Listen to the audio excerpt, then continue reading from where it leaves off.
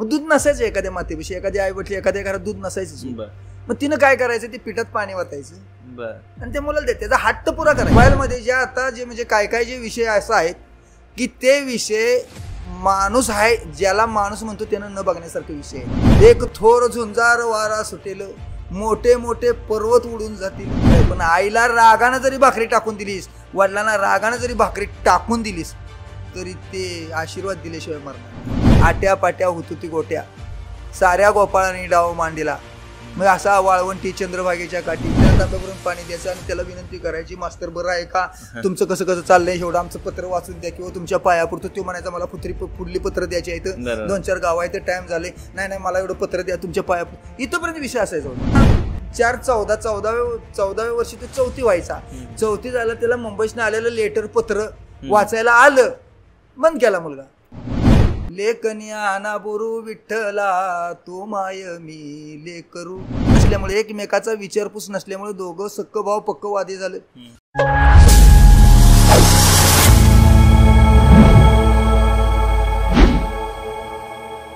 अलीकडे बघा, मुलांना, लहान मुलांचे एक हट्ट असते किंवा आम्हाला चॉकलेट पाहिजे, कॅडबरी पाहिजे. आणि अलीकडे बेकरीतल्या खूप साऱ्या गोष्टी आहेत अशा की बिस्किट, गोळ्या प्रत्येक जण घरी घेऊन येतोय आणि लहान मुलांना देतोय. तर पूर्वी असं काय, लहान मुलं काय मागायची किंवा कसं हट्ट असाय लहान मुलांचा, का हट्ट करत नव्हते, काय होतं पहिलं? नाही, हट्ट हा कंपल्सरी आहे. बर, हट्ट हा लहान मुलांचा कंपल्सरी आहे. म्हणजे जो हट्ट असा आहे, मग त्यावेळेला हे तुमचं बेकरीचं प्रोडक्शन वगैरे काही नव्हतं. बर, त्यावेळेला काय असायचं माहिती आहे का, दुकानच नव्हतं. महत्वाचा विषय आता दुकानच नव्हतं. हा, म्हणजे आमच्या काळात तर दुकान वगैरे काय असं नव्हतं. ते दुकानं असायचे, ते कुठं असायचं, बरंच लांब असायचं. त्याच्या वेळेला ती पेपरमिंटची नाव गोळी एक अशी सुंदर असायची. बर, पांढरी गोळी आता पण ती आहे, पण ती त्या पद्धतीची नाही. मग ती पेपरमिंटची गोळी असायची. मग ती आई वडिलांनी कुणीतरी एक 10-5 पैशाच्या, 2 आण्याच्या, 2 पैशाच्या आणून कुठेतरी ठेवलेली असायची.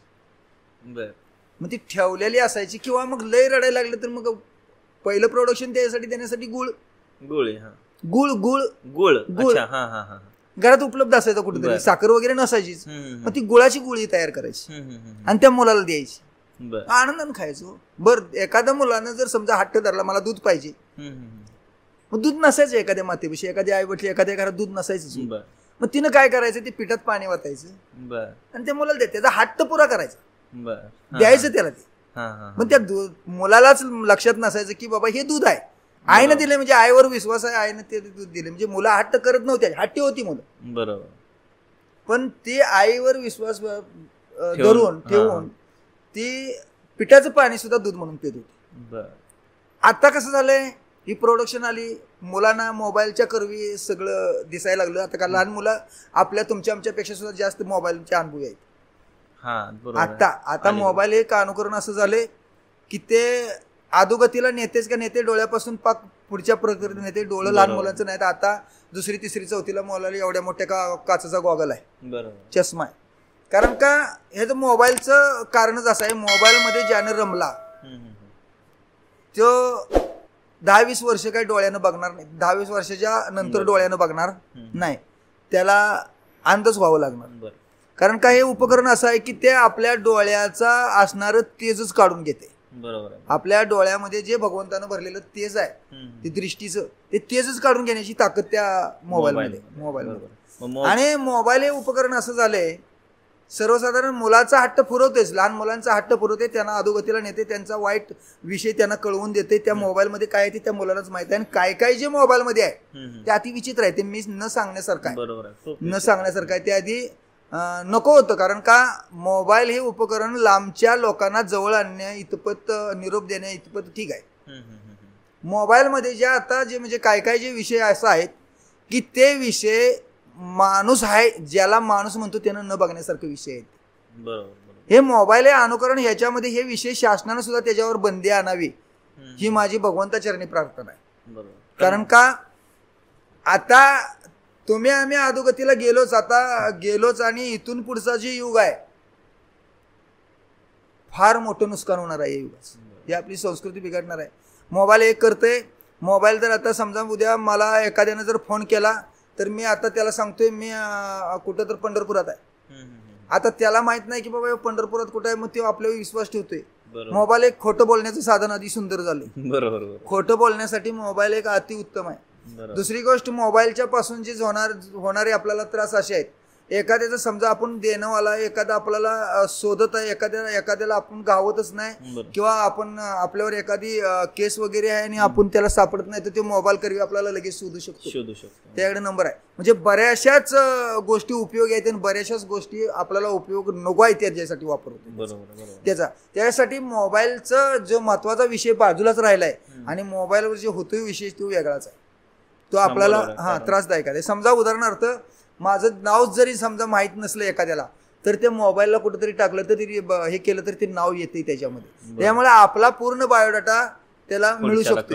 हे एक आपल्या याला आयुष्याला लागलेली किडच आहे. त्यामुळे तो मोबाईल नको. दुसरी गोष्ट असं होते, त्या मुलाचा हट्ट पुरवण्यासाठी पूर्वी आपल्याला त्याला गुळाच्या किंवा दुधाच्या पिठाच्या दुधावर आपण त्याचं शांतवन करत होतो. आता मुलगं लहान मुलगं वर्षात झालं, त्याला थोडंसं बोबडं बोलायला आलं की तरी सुद्धा ते मला काय म्हणते, मला कॅडबरी दे, मला ते एक दुसरं काहीतरी म्हणतात त्याला, एंडोजॉय, ते मला दे. ते आणल्याशिवाय ते घेतच नाही. आता त्याला ती ओळखते, आपल्याला ओळखत नाही अजून ते दुकान. आपल्याला ते दुकानदारापाशी मागायची सुद्धा कळत नाही. ते पोरांचं ते म्हणतोय आपण, ते त्याला देतोय. पण त्याच्यामध्ये त्या कॅडबरी मध्ये बघा, आतमध्ये एक पांढरा विषय आणि वर्ण एक काळ काहीतरी त्याला कोटिंग म्हणतो आपण त्याला, कोटिंग ते काळ आहे. मग त्याच्यात एवढं काय विशेष आहे हो. बरोबर आहे. त्याच्यामुळं मुलं त्याच्या पाठीमागं लागतात. त्याच्याशिवाय मुलं खायना झाले ते काय. आणि त्याच्यामुळं आठवडा सोडायच्या अगोदर मुलं आजारी पडतात. बरोबर. लहान मुलाचं तर आता दवाखाना कचाकच भरतात. लहान मुलाला इंजेक्शन देता येत नाही. लहान मुलाला ते डॉक्टर हात लावतोय म्हणतोय ना एवढ्या गोळ्यान्या तेवढ्या गोळ्यान्या. एक डॉक्टर जाणं येणं सोडलं तर 1,000 रुपयाची औषधं आणि 1,000 रुपये फी. 2,000 रुपयाला 8 दिवसात त्या कॅडबरीमुळे आजारी पडतोय आपण. कारण का ही कॅडबरी आज बनवलेली नाही. आपल्या ज्या वेळेला मिळते, आपण तो पाठीमागं ज्या वेळेला ती दूध पिठाचं पेत होतो, ते पिठाचं दूध ताजं होतं. ते आपल्याला इमिजिएटली लगेच मिळत होतं. पण ही कॅडबरी 1 वर्षापूर्वी बनवलेली आहे आणि ती 1 वर्षानं तिचं प्रोडक्शन झालं. ती दुकानात आली, दुकानात 1 महिना थांबली आणि दुकानापासून आपण विकत घेतली. आणि विकत घेतल्यानंतर 1 तासानंतर त्या मुलाला दिली. मुलगा आजारी पडल्याशिवाय राहील का. त्यांचं ते आता बटर म्हणून ना ते आहे की टोस्ट आहे की खारी आहे, आधी त्याच्यामध्ये बरंच काय काय म्हणजे प्रोडक्ट आहे. हे सगळं जे प्रोडक्ट आहे ते आपल्याला ताजं मिळत नाही. आता बिस्किट जर बघितलं आपण, बिस्किट जर बघितलं किती दिवसानं तयार झालेलं असते, 6 महिने बनवलेलं असते. आणि ते बनवून नंतर आपण आनंदानं खातोय. हे बिस्किट तुम्हाला चहा बिस्किट, महाराज तुम्हाला चहा बिस्किट घ्या जरा. अरे बाबा बिस्किट कुठलं, ते माझ्या आयुष्यात तोटा करणारा एक विषय आहे. पचतच नाही ते खाल्लेलं पचत नाही जास्त. आता म्हणजे काय लोकांना डॉक्टर सांगतात बाबा बिस्किट वगैरे खाऊ नका, तुमचा पोटाचा त्रास आहे. म्हणजे सांगतात तरी सुद्धा ते आपण खातोय. बेकरीमुळे थोडक्यात पोटाचा आजार जास्त वाढले. पोटाचा आजार म्हटलं तर मग सगळं शरीरच बाद होते. मग पोटाचा आजार म्हणजे मेन पॉइंट धरला त्यांनी. बरोबर. असा विषय आहे. म्हणून आपल्याला ते अयोग्य आहे. ते मुलांना सुद्धा अयोग्य आहे आणि मुलं त्याच्याशिवाय थांबत नाहीत आता. आणि मुलं आता दिलेली वस्तू हातात घेत नाही. ते पैसे द्या, मी दुकानात निघालोय. कारण का दुकान घराजवळ झाले. पहिलं दुकानच नव्हतं, त्यामुळे दुकानात जाण्याचा विषयच नव्हता. अलीकडं बरेच आता लहान मुलं असतात, वर्षाचे असू द्या 6 महिन्याचे असू द्या, ज्यांना बसाय पण येत नाही किंवा उभा पण राहता येत नाही. अशा मुलं रडायला लागली का एक अलीकडे नवीन एक पद्धत झाली, ती मोबाईलवर काहीतरी लावायचं द्यायचं. मग हेच लहान मुलाला व्यसनच लागून जाते. आणि उद्या एक स्टेजला गेलं का मग पालक म्हणते नाही मोबाईल जास्त वापरते, ती सवय तर आपणच लावतोय. त्याचं एक तोटा आहेत, हे तुम्ही आता मोबाईलचं सांगितलं. मग हे लहान मुलांच्या ह्याच्यावर पण परिणाम होतोय, शरीरावर असू द्या किंवा काय असू. तर पालकांना काय सांगाल की मोबाईल जे मुलांना देत आहेत त्याच्याबद्दल? आता पालकांना एकच सांगावं लागते, एकच विनंती करावी लागते पालकांना. ते प्रत्येक पालकांना, आई वडिलांना, कारण का मोबाईल देणारे अगोदर मूर्ख आहेत. बरोबर. पहिला विषय आई वडील मूर्ख. आई वडिलांनी जर मोबाईल तो जास्त हातळून त्या मुलाला जर दिला नाही, उदाहरणार्थ मला काय सांगावं माहितीये का, एक लहान मुलं असतं, एक वडील बिडी पिणार असतोय.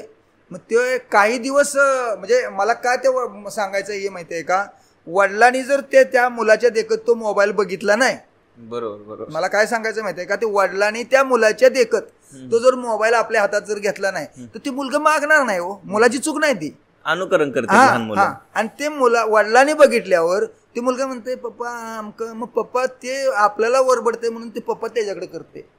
आणि मग मम्मीला माहितच आहे आपल्याला दमवते म्हणलं ते मोबाईल दिला, आपण इकडे टीव्ही बघायला मोकळी झाली. म्हणजे मम्मीचा ते विषयच आहे ते मम्मीचा. म्हणून मला काय म्हणते, तो बिडी वाढणारा म्हातार वडील तो म्हणणार विजो जरा बिडी पेटवून आण रे. आता त्याला काय माहिती आहे का, ती जायचं बिडी पेटवायचं, पण बिडीचा एक विषय आहे असा, ती जास्त वेळ वडल्याशिवाय टिकत नाही. बरोबर. बिडीचा विषय कसा आहे, ती पेटवली की तिला वाढायलाच लागते, म्हणजे ती वाढल्याशिवाय तिचा हे होत नाही. आणि ती बिडी वाढायसाठी मग ती मुलगा 2-4 दिवस कटाळते. हो, म्हणजे सारखं जाते. ती म्हातारा म्हणते आणखी बिडी पेटवून आणायला तुला सांगितले यार, काय तुला समजत नाही काय, मी बघावापासून. मग हे काय करते माहिती, तिथं जातोय ती बिडी पेटवते थोडस ओढतेच मध्ये येत नाही वडीतच येते. आणि हे म्हणते पप्पा घ्या. मग आता ह्याला काय माहितीये का, त्याला ती सवय लागलेली असती आणि त्यानं रोज सांगितलं. मग ते म्हातारं सांगायच्या आधी परत ते मुलगा काय म्हणते माहितीये का, हा बाबा द्या की बिडी पेटवून आणतो. बाबा मग बाबाला बिडी ज्या वेळेला ती मागते त्यावेळेला बाबाला वाटते आपलं काम झालं म्हणजे, आणि त्यावेळेला त्याला ती व्यसन लागते. तसं मोबाईलचं आहे. बरोबर. मोबाईल अगोदर आई वडिलांनी बघायचा नाही, बरं बघायचा तो मुलाच्या देखत बघायचा नाही. आणि मुलाच्या देखत बघणारे जे आई वडील आहेत त्यांच्यासारखं दुसरं मूर्ख कोण नाही. बरोबर. आता याला एक आमच्या माता पिता दोन्ही जीवेची मारावी. आई वडिलांना जर जो विषय जर घेतला नाही तर त्या मुलाला सवय लागणार. ती मुलाची चूक नाही. बरोबर आहे. आता ते मुलाला व्यसन आई वडिलांनी लावलं. बरोबर. आणि सुशिक्षित असल्यामुळं मला उदाहरण असं सांगावंच लागते. तुम्ही वाईट ठरवा चांगलं ठरवा कसं ठरवा. एक उदाहरण असं होतं, 2 सुशिक्षित व्यक्ती एका कॉलनीत राहायला गेली. ती खेड्यात राहणारी होती. आणि तो जे म्हणजे तो एक म्हणजे तिचा पती जे होता म्हणजे नवरा म्हणायचा तो सर्व्हिसला होता तिथं. आणि ती कॉलनी जी होती ती सगळी सुशिक्षित लोकांची होती. कोण इंजिनियर, कोण डॉक्टर, कोण वकील, कोण काय काय काय काय असं म्हणजे बरेचसेच त्यांच्या नावामध्ये ती होती कॉलनी. आणि त्याच्यामध्ये हे जोडपं अशिक्षित बायको आणि सुशिक्षित नवरा दोघं जण त्या कॉलनीमध्ये जाऊन राहिले. मला विषय काय सांगायचा आहे म्हणजे लक्षात येते का बघा. आणि ती जाऊन राहिल्यानंतर तिथं गेल्यानंतर ती काय दिवसानं झालं ते त्यांच्यात एक लहान मुलगा होतं.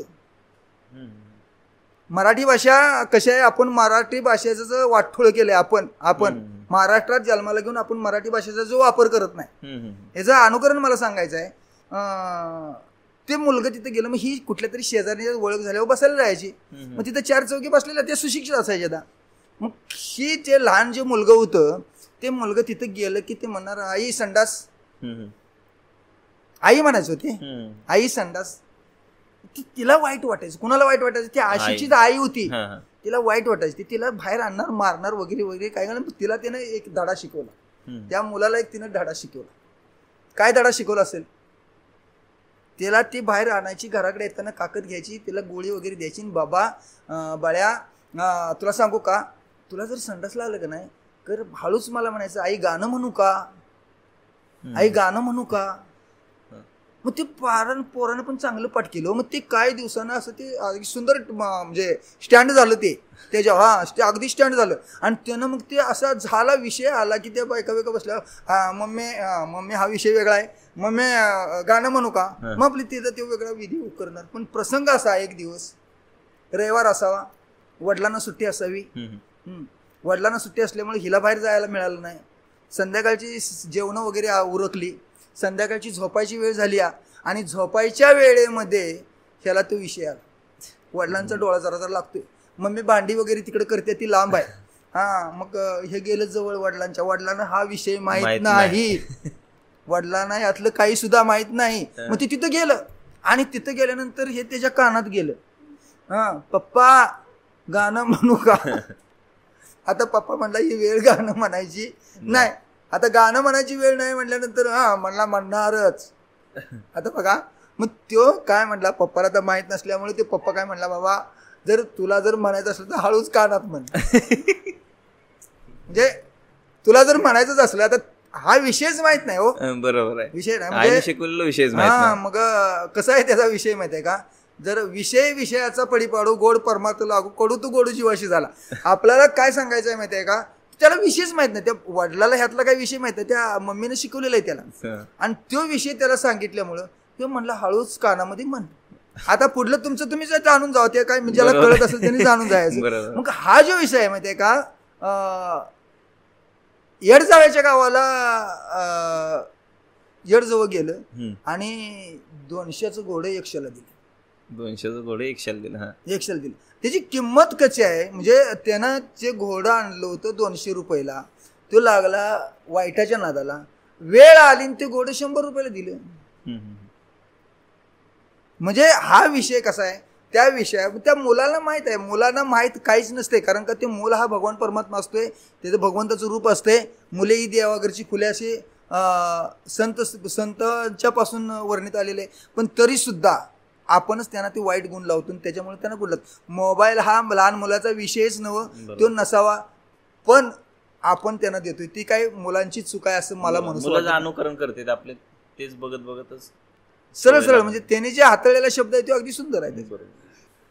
अलीकडे असं तुम्हाला काय वाटतं की हे तर बिघडतच चाललंय, हे आरोग्य असेल किंवा ह्या ज्या गोष्टी आहेत, किंवा बाहेर खाणं किंवा ह्या ज्या गोष्टी असेल, तर हे बिघडत चाललेलं आरोग्य जे आहे, तुम्हाला काय वाटतं की येणाऱ्या पिढीने किंवा जी आताची सध्याची जी तरुण पिढी ह्यांनी काय करायला पाहिजे आरोग्य सुधारण्यासाठी? आता आरोग्य सुधारण्यासाठी त्यांनी एक विषय घेतला पाहिजे माहिती का, एक लेखक असं, गडबडली ही दुनिया सारी, पाप वाढले भारी, धाव पांडुरंगा दुनिया बिघडली सारी. भगवंताला याचना करून सुद्धा त्यांनी याचना केली, अरे बाबा आता तरी पुढे हाची उपदेश. मग बिघडली आहे दुनिया, ही बिघडलेलीच आहे. मग मागं जाण्यासाठी, त्यांना मागं जाण्यासाठी भगवंताचं नामस्मरण केलं पाहिजे, देवदेवता जाणलं पाहिजे, माता पिता आई वडील जाणलं पाहिजे, आई वडिलांची सेवा केली पाहिजे. आई वडिलांची सेवा ही भगवंताची सेवा आहे असं म्हणून त्यांची सेवा केली पाहिजे. बहीण भावाचं नातं ठेवलं पाहिजे. ही सगळ्या ज्या गोष्टी ज्या वेळेला एक मिळून येतील, सगळ्यांचं साध्य ज्या वेळेला जर प्रेम वाढल, त्यावेळेला ह्या गोष्टी कुठेतरी मागं सरतील. आणि आरोग्याबद्दल आपण निष्कृत व्यायाम वगैरे केलं पाहिजे. महत्वाचा विषय, मुलींनी व्यायाम केलं पाहिजे, मुलांनी व्यायाम केलं पाहिजे. आणि मुलांनी हे व्यायाम केल्याशिवाय दवाखान्यात जो आपण आज पैसा घालतोय, अलोट पैसा घालतोय दवाखान्यात, बंद होणार नाही. आणि त्या पैशामुळे आपण कर्जबाजारी होतोय. तर याच्यासाठी लहानपणापासून तुम्ही 20, 24, 25, 30 वर्षापर्यंत जे शारीरिक जे काम आहेत, शारीरिक जे आपलं म्हणजे व्यायाम आहे, हे करायला जाण्याची काही गरज नाही. म्हणजे करायला जायला पाहिजे, तिथं व्यायाम लावलं पाहिजे, तिथं अमकं केलं पाहिजे, तिथं कुस्ती खेळली पाहिजे वगैरे वगैरे, असलं काही गरज नाही. त्या व्यायाम आपल्या कामातूनच घडलं जाते. बरोबर. तुम्ही काम जे करताय त्यामध्ये व्यायाम आहे का बघा, त्यावर ताकद आहे. पूर्वी खेळ खेळायचे, आता मुलं खेळ खेळायचा, लिजिम खेळायचा, विटी दांडू खेळायच्या, आट्यापाट्या खेळायच्या, तुम्ही काहीतरी सूर काहीतरी म्हटला ते असं खेळायचं, किंवा काय म्हणत खो खो खेळायच्या. मग हे खेळ सगळं मर्दानी खेळ होतं. बरोबर, मर्दानी खेळ होतं, त्यामुळे व्यायाम होतं. मुलं जर संध्याकाळी लिजिम खेळ खेळून आली किंवा चेंडू लगोरी जर खेळून आली, तर त्या मुलांना संध्याकाळी जेवढी भाकरी आई वडील घालतील तेवढी खायची, कुस्करायची भाकरी दुधात, ताकात, दह्यात, आणि तेवढी खायची. आता मुलांना दूध नाहीच ते नाहीच, पण आता मुलांना ती आमटी भाजी वगैरे दिल्याबरोबर अर्धी भाकरी खाता येत नाही, कारण का त्या मुलाला कसलंच व्यायाम नाही. बरोबर, व्यायाम नाही, त्यामुळे भूक नाही, आणि भूक नसल्यामुळे शरीर वाढत नाही, शरीराला ते पौष्टिक काही ठरत नाही, आणि त्याच्यामुळे शरीराची कमकुवता पडते आणि ते मुलगा दवाखान्यात न्यायला लागतोय. म्हणजे त्याला जे पौष्टिकता पाहिजे, त्याला जे व्यायाम पाहिजे, ते आपण व्यायाम करायला नेऊन होत नाही. पूर्वी तालमी असायच्या, पूर्वी लेजिम खेळ असायचं, पूर्वी खेळण्यासाठी जागा उपलब्ध असायची. आता जागा एक तर नाही. दुसरी गोष्ट, तालीम विषयच मिटला. तालीम आता एक कोल्हापूर सोडलं तर तालीम कुठं सुद्धा नाही, आणि ती असली तरी सुद्धा बंद पडलेली असेल, जरी असली पहिली तर बंद पडलेली असेल. त्याच्यामुळं व्यायाम करण्याची साधनं सगळी मिटली. बरं, दुसरी गोष्ट, व्यायाम चालण्यातून सुद्धा व्यायाम होत होतं. बरोबर, बाबा ह्या गावातून दुसऱ्या गावाला जायचं, चालत जायचं, 2 लोक बोलायची, बोलत त्या गावापर्यंत कवा पोचायची कळायचं नाही. पण आता त्या गावाला जायचं आहे, इकडे दुसऱ्या बायकोला बिन विचारता सुद्धा गाडीची चावी घेते, गाडीत बाहेर जाते, त्या गावात जाते, गावातनं मागे येते, आलेल्या घरातल्या माणसाची माहित नसते. व्यायाम आहे का त्याला? रानात जायचं म्हटलं तर गाडीची चावी घेते, किक मारते, तिथे जाते, दाऱ्यापाशी दारं तेवढं ओढते एका हातानं, तिथनं परत लगेच आले, गाडी बसते, घराकडे येते. व्यायाम आहे का त्याला? नाही. मग व्यायाम ही साधनाच राहील नाही. बरं, आता तुम्ही म्हणत असाल आम्ही सकाळचा व्यायाम करतो, त्याला व्यायामच म्हणत नाही. बरोबर, त्याला व्यायाम म्हणत. आता व्यायाम कसं होईल बघा, सांगा. 1 किलोमीटर चालत गेलो आणि 1 किलोमीटरचा मग आलो, व्यायाम आहे का ते? व्यायाम कशाला माहिती आहे का? ज्वार काढलं, सूर्यनमस्कार पाहिजे वगैरे वगैरे, असे जे सगळे जे विषय आहेत ते व्यायाम केलं पाहिजे. दंड काढलं पाहिजे, ज्वार काढलं पाहिजे, बैठकी काढल्या पाहिजे. पहिली लोक कामाला जाऊन येऊन घरात आल्यानंतर सकाळची उठली की 100 बैठकी मारायची, 100 ज्वार मारायची. आणि ती ज्वार मारल्याच्या नंतर अगदी तट्टकट असायची बघा, मनकाट बिनकाट असे. एखाद्या डॉक्टरनं इंजेक्शन मारलं तरी ती सुई शिरायची नाही, अशी मनकाट असायची. त्यावेळेला ती अशा गुंडी वगैरे दगड वगैरे रानातली फेकून दुसऱ्या रानात द्यायची ताकद होती त्यांच्याकडे. आता अंड उचलं ना माणसाला, ते उचलू लागायला लागतंय. अंड जर एखादं कोंबडी जर असलं, एका मोठ्या अंडीनं कोंबडी जर घातलं तर ते अंड एका चांगल्या गाड्याला उचलत नाही. असा विषय आहे, असे गडी झाले. म्हणून माझ्या तुकाराम महाराजांनी सांगितले, काय सांगितलं? एक थोर झुंजार वारा सुटेल, मोठे मोठे पर्वत उडून जातील, त्यावेळेला माणूस हरभऱ्याच्या झाडावर चढल. 750 वर्षापूर्वी सांगितले. म्हणून आता तरी पुढे अशी होती बाबा, जो नाश होतोय हे पाणी गाळून प्या. बरोबर, नाश होतोय याच्यापासून, जो नाश होतोय तो नाश करू नका, तुम्ही चांगल्या मार्गाला लागा. आई वडिलाची सेवा म्हणजे मोठं पुण्य आहे. आई बाप असता घरी कशाला जाता पंढरपुरी? अरे माई बाप केवळ काशी तेने जावे तीर्थाशी. अशी एवढं सुद्धा सांगून सुद्धा आई वडील एका कोपऱ्यात असते, ते कुठेतरी आश्रमशाळेत असते, वृद्धाश्रम मध्ये असते त्या, आणि त्यांना फी भरून ठेवतात. फी भरून, अरे त्याच्यासाठी तू फी भरून त्यांना गाईच्या गोट्यात त्यांना ठेव, अर्धी भाकरी शिळी सकाळची उचल, त्यांना कुत्र्याला टाकतो तशी टाक, आणि कुत्र्याला टाकतो ती भाकरी खाऊन सुद्धा ती तुला आशीर्वादच देतील. आणि जे कुत्रं गाडीतनं फिरवतोयस ना तू, त्याला ते बिस्किट ते पुडण ते आमकन पाऊन बिस्कुट ते वगैरे वगैरे देतोयस का नाही, त्या कुत्र्याला किती प्रेमानं जरी तू जोंगरलंस तर माया आली तरी जोंगाना तोंडा हात म्हणणार, आणि राग आला तर चावल्याशिवाय राहणार. 2 गुण त्या कुत्र्यात. पण आईला रागानं जरी भाकरी टाकून दिलीस, वडिलांना रागानं जरी भाकरी टाकून दिलीस, तरी ते आशीर्वाद दिल्याशिवाय मरणार नाही. बरोबर, हे महत्वाचा विषय आहे त्याच्यात. तर पहिलं लहान मुलं वेगवेगळे खेळ खेळायचे किंवा मोठी लोक पण खेळ खेळायचे, पण अलीकडे ते खेळच मी बघतच नाही आता. म्हणजे मला वाटतं अलीकडं क्रिकेट हा एकमेव खेळ राहिला आहे, पण बाकी पहिलं खूप वेगवेगळे खेळ खेळायचे मुलं. ते असे कुठले खेळ होते म्हणजे आता तुम्ही खेळलेला पहिलं तुमच्या काळात वगैरे? आता आमच्या काळात असा एक खेळ होता कबड्डी. कबड्डी प्रत्येक घरोघरी प्रत्येक गावात एक कबड्डीचा खेळ चालायचा. मग कबड्डी हा सुद्धा व्यायामचा खेळ आहे. बरोबर. ती लहानापासून मोठ्यापर्यंत सर्वसाधारण 50 वर्षापासून 12 वर्षाच्या मुलापर्यंत ती सगळी जमून खेळायची. बरोबर. अति उत्कृष्ट खेळ पहिला. आता तो खेळ कुठं लोप पावला. बरोबर. त्याचं नाव सुद्धा शिल्लक राहिलं नाही. आता आट्यापाट्या सगळा खेळ संपलेला. बरोबर. बरं, आता दुसरा खेळ राहिला कुठला? चेंडू लगोरी. चेंडू लगोरीचं नावच नाही. पूर्वी चेंडू लगोरी म्हणजे अगदी गावात अगदी लय मोठा दंगा असायचा चेंडू लगोरीचा. तो विषयच लोपलाय. मग पूर्वी जी खेळायची त्यातला आता कुठलाही नाव. आता तुम्ही मग अशी म्हटलं बाबा ते बॅटबॉल वगैरे, आता हा खेळ चालला. हा खेळ तो फार वर्षापासून खेळ आहे. माझ्या विठोबा रायांनी सुद्धा त्याचा खेळायचं हे केलेलं आहे. आट्या पाट्या हुतुती गोट्या साऱ्या गोपाळांनी डाव मांडीला, मग असा वाळवंटी चंद्रभागेच्या काठी, म्हणजे असं त्याने केलेलं आहे. पण हुतुतू गोट्या चेंडू लगोरी हे कुठेतरी पावलं आणि हे फक्त हेच राहिलं, बॅटबॉलच राहिलं. बरं, आता ते राहिलं. आता दुसरी पोरांचं खेळ एक आहेत. कुठला आहे? ह्याच्या हातात एक मोबाईल आणि त्याच्या हातात एक मोबाईल आहे का? म्हणजे मला जे जाणवते ते ह्याच्या हातात एक मोबाईल आणि ती काय खेळतात त्याला मला काही नाव सांगता येणार नाही त्याचं. मग ते त्याच्यावर बघायचं, मग ते त्याच्याकडे बघित असते, ती त्याच्याकडे बघित असते, तो तिकडं असतो, ह्यो इकडं असतो. संध्याकाळ झालेली कळत नाही, सकाळी बसलेला असतोय तो. सकाळी जेवतो का नाही मला काय माहित नाही, पण सकाळी बसलेला असतो एखाद्या वटल्यात एखाद्या कोपऱ्यात, तिथे डास वगैरे असतील, असं अगदी शांत जागा असेल तिथं ती बसलेला असतोय. तो पण कुठंतरी ती दुसरीकडे बसलेला असते. मग त्याच्यावर ते डिवचीत बसला. एवढा खेळ शिल्लक राहिला आता. आणि तो खेळ म्हणजे एक मरणाला यमाला आमंत्रण देण्याची मुख्य कारण आहे. आता अलीकडं खूप सारे खेळ लोप पावतच गेलेत. ह्याचाच एक परिणाम म्हणून अलीकडे आपलं आरोग्य लहान मुलांचं असेल किंवा हे असेल ह्याच्याकडे कुठंतरी पालकांनी पण लक्ष देणं गरजेचं आहे. कारण अलीकडं लहान मुलांवर मोबाईल किंवा हे ज्या अशा सवयी लागायला लागल्या त्या, पण कुठं तर पालकांनी पण ह्या मुलांना घेतलं पाहिजे, असे खेळ शिकवले पाहिजेत किंवा त्यांना घेऊन गेलं पाहिजे बाहेर, हे कुठंच नाहीये. आताच्या युगामध्ये पालक हा विषय फक्त नावापुरता राहिला.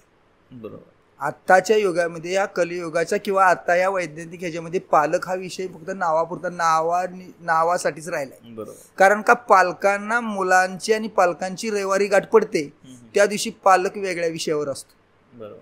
पालक त्याला शाळेशी मुलाशी काही सुद्धा निगडीत नसते. बरं, आता पाठीमाग आला त्याच्या मम्मीकडे आपण या. ती पाल्य म्हणून जर समजा शाळेत जायचं म्हटलं तर ते एकच कारण असते, तिला मला ते टीव्हीची मालिका वगैरे ती चुकता कामाची नसत्या, त्याच्यामुळे ती पाल्य होऊ शकत नाही. त्याच्यामुळं पालक हा विषय इथं थांबला.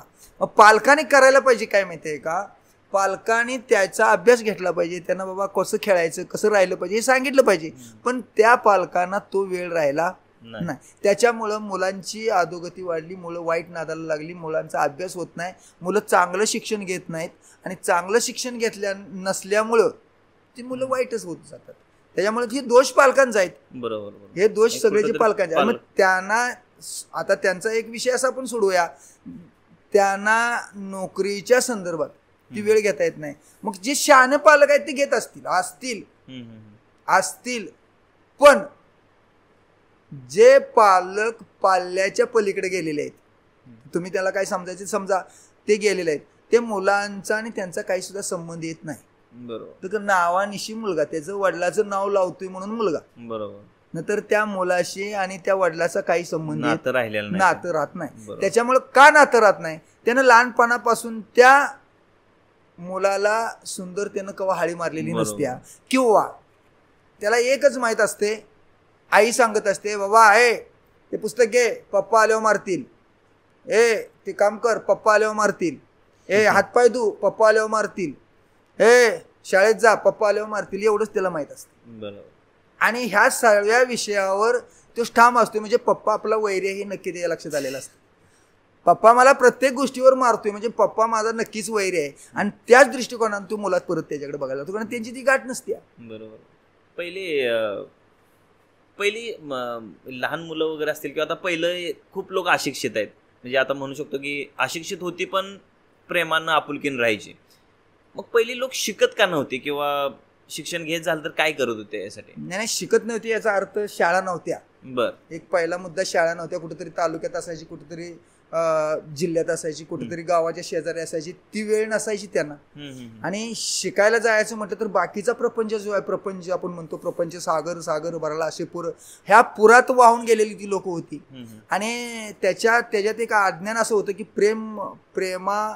प्रेमाच्या पायी ती एक अडकलेली अशी. शाळा हा त्यांचा विषय नव्हता, काही विषय येत नव्हता. सर्व्हिस करावी हे विषयच नव्हता लोकांचा. आणि त्यात जी लोक ज्ञानी होती ते म्हणजे कुठेतरी एका मोठ्या सिटीमध्ये जायची, मुंबईला पुण्याला जायची, त्यांना बिन शिकता सुद्धा नोकरी लागायच्या त्यावेळेला त्याचा म्हणजे आधुनिक बिन शिकता सुद्धा. पण ती आता ज्ञानापेक्षा चांगलं शिकलेल्यापेक्षा चांगलं पैसे कमवायला लागली. त्यामुळे शाळेचा हा विषय पूर्वी नव्हता. आणि जरी असला तरी जास्त शिकलं तरी 7वी पास. मग 7वीला सुद्धा त्यावेळेला केंद्रावर परीक्षा होती. म्हणजे आजचं तुमची BM MA वगैरे म्हणता का नाही, तेवढा ती 7वीला किंमत होती त्यावेळेला. 4थीला केंद्रावर परीक्षा होती. तुमची यशस्वी 10वी होती त्यावेळेला, 11वी होती, 11वी यशस्वी होती त्यावेळेला. पण ती यशस्वी जर झालेला असला तर तो कलेक्टरच व्हायचा. तेवढं कटीन पण होतं आणि सगळ्या गोष्टी आपल्या उपलब्ध नसायच्या. आणि त्याच्यामुळे शिक्षणासाठी वेळ द्यायला नव्हता, महत्वाचा विषय.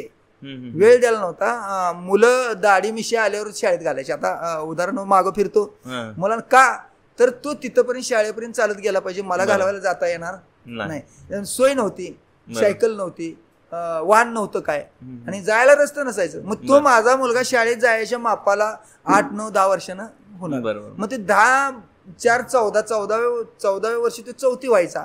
4थी झाला, त्याला मुंबईतनं आलेलं लेटर पत्र वाचायला आलं, बंद केला मुलगा. बरोबर. त्यावेळेला शिक्षणाची त्याच्यापेक्षा पलीकडची अपेक्षा नव्हत्या. मुंबईतनं आलेलं लेटर, मग ती 2 गोष्टीला उपयोग बसायचं. समजा उदाहरणार्थ ते मुंबईतनं जर पत्र आलं, पहिले एक पोस्ट कार्ड यायचं, दुसरं जर पाक अत्यंत असलं, जर लय वाईट काही कळायचं असलं तर आंतरदिशी पत्र यायचं, आणि तिसरं काहीतरी अति भयानक झालं, एखाद्याचा अंत झाला तर तार यायची. आणि ती तार आली का नाही, की तार आली की ती पोस्टमॅन गावात घेऊन. तार काय असायचं? तार याचा अर्थ होता एक अर्जंटली, म्हणजे आता आपण काय म्हणतो तुमच्या मोबाईल करवे, त्याच्यात एक विषय आहे बघा मोबाईलला, म्हणजे जलद येणारी वस्तू. कशी मार्फत? तार याचा अर्थ ती पोस्टमॅन मार्फतच येत होती.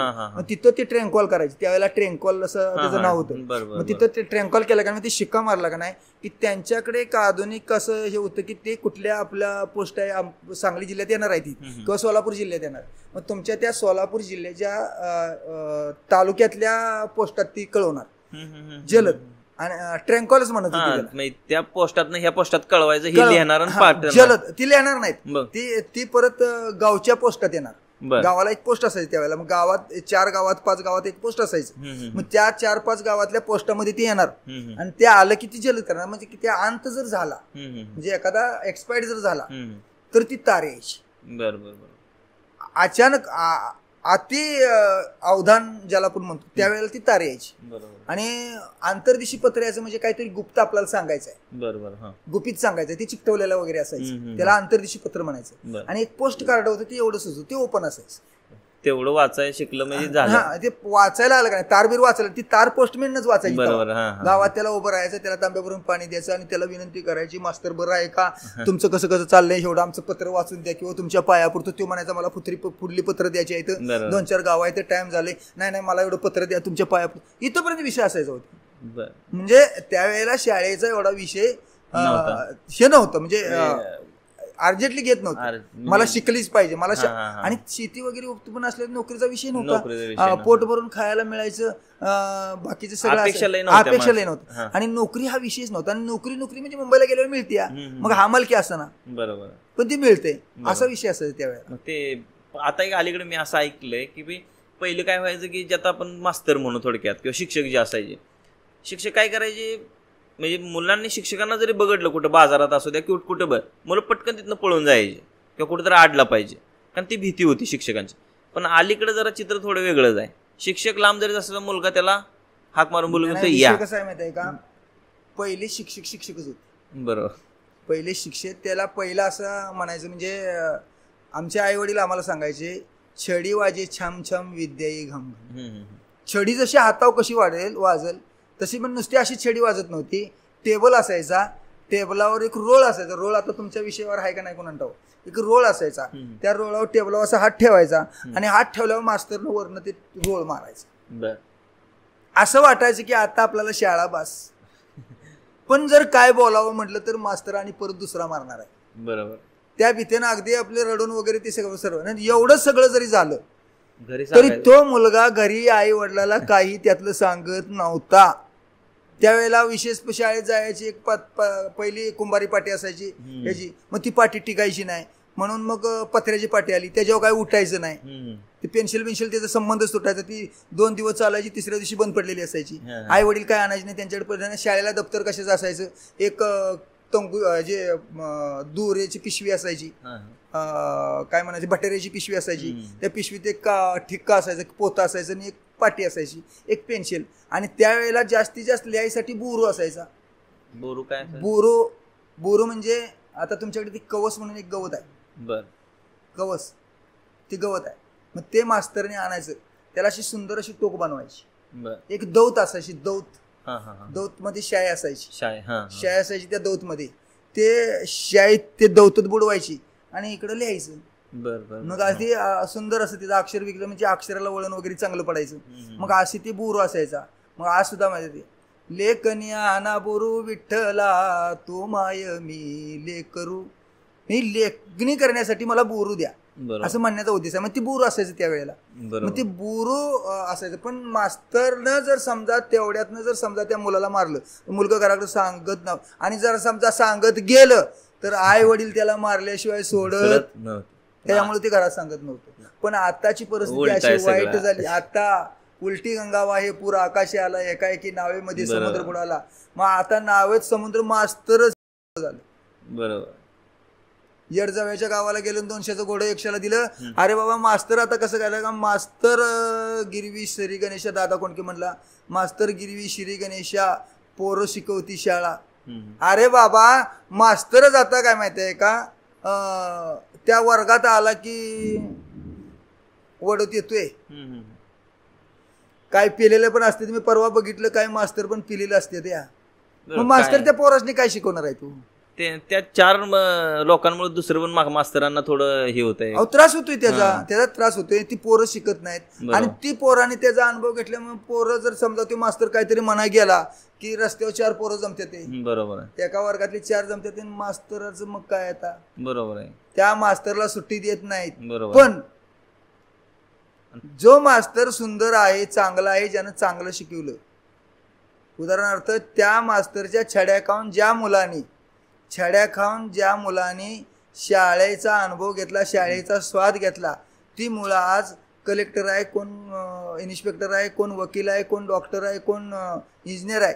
आणि ज्या मुलांनी त्याच मास्तरला शिवीगाळ केली, त्याला शिव्या दिल्या, त्याला मारल्या, त्याचा अपमान केला, ती मुलं आज हॉटेलला बश्या धुयाला आहेत किंवा एखाद्याच्या जनावरं राखण्यासाठी नवे एखाद्याची हमाली करण्याचं सुद्धा त्यांच्याकडे काम नाही.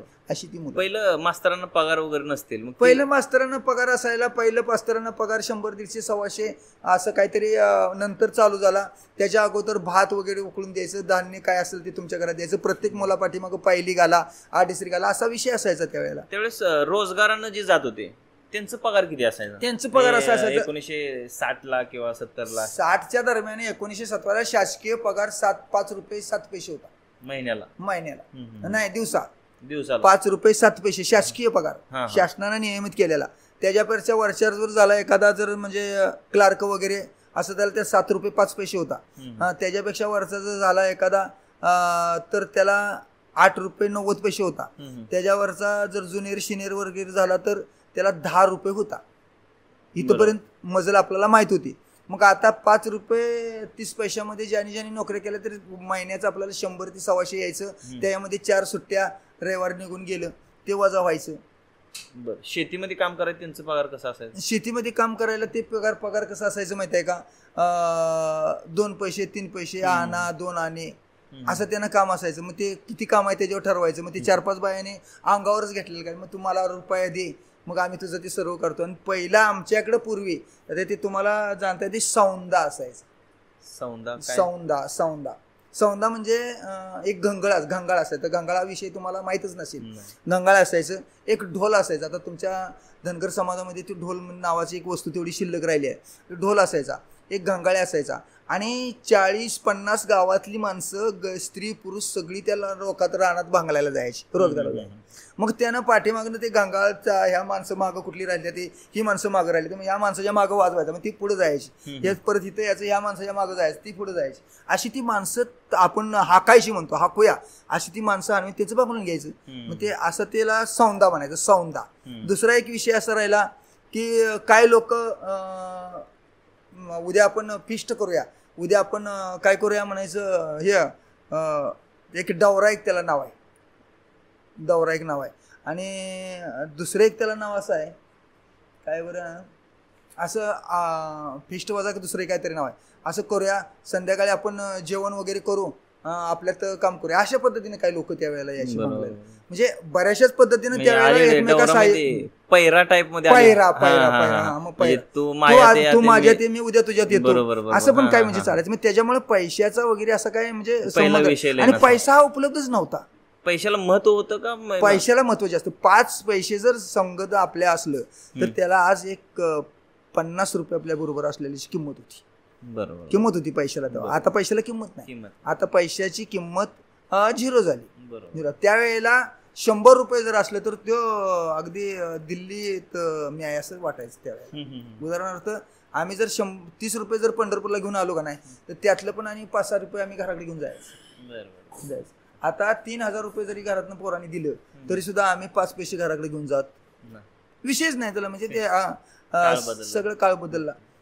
किमती वाढल्या, सगळं वाढलं, त्याच्यामुळे काय सुद्धा थांबलेलं. अलीकडे कसं झालंय की आता आपण म्हणू शकतो की मोबाईल आल्यामुळे काय झालं की लांबची माणसं तर आपण जवळ केलेत, पण जवळची माणसं लांब गेलेत. पण आता मोबाईलमध्ये काय होतंय की थोडं काय असेल किंवा काय झालं, मी कुठली घटना घडली किंवा कुठला कार्यक्रम असेल तर आपण लगेच सांगतो.